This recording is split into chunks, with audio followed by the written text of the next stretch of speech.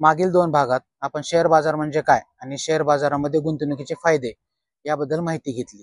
जर आपण हे दोन्ही व्हिडिओ पाहिले नसतील तर डिस्क्रिप्शन बॉक्समध्ये या दोन्ही व्हिडिओंची लिंक देत आहे, तर कृपया करून ते दोन्ही व्हिडिओ आपण अगोदर पाहून घ्यावेत, जेणेकरून आपला शेअर बाजाराबद्दलचा बेसिक कन्सेप्ट क्लिअर होतील।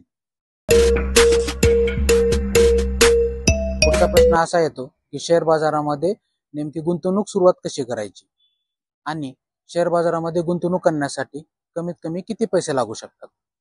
तर शेअर बाजारामध्ये गुंतवणूक करण्यासाठी सर्वप्रथम जे आवश्यक असते ते म्हणजे डीमॅट अकाउंट। डीमॅट अकाउंट म्हणजे काय?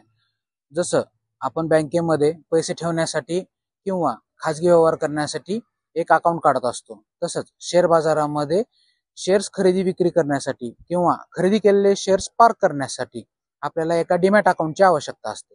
त्यासाठी आपल्याला एक सेबी रजिस्टर ब्रोकर जसे की झिरोदा, एंजल, ग्रो आणि किंवा धन यांच्याकडे आपल्याला डीमॅट अकाउंट काढावं लागते। त्यासाठी आपल्याला त्या ब्रोकर्सच्या साईटवर जावं लागतं किंवा त्यांचं मोबाईल ॲप डाउनलोड करून त्याच्यामध्ये साइन इन करून घ्यावं लागतं। त्यानंतर आपल्याला आपला आधार कार्ड आणि पॅन कार्डच्या मदतीने त्यांची KYC प्रक्रिया पूर्ण करून घ्यावी लागते। एकदा KYC प्रक्रिया पूर्ण झाल्यानंतर आपल्याला एक बँक अकाउंट जे की राष्ट्रीयकृत बँकेमध्ये असेल अशा अकाउंटला आपल्याला त्या डीमॅट अकाउंट सोबत लिंक करून घ्यावं लागतं। त्यानंतर 1 ते 2 वर्किंग डेजच्या मध्ये आपल्याला लॉग इन आयडी आणि पासवर्ड मिळतो।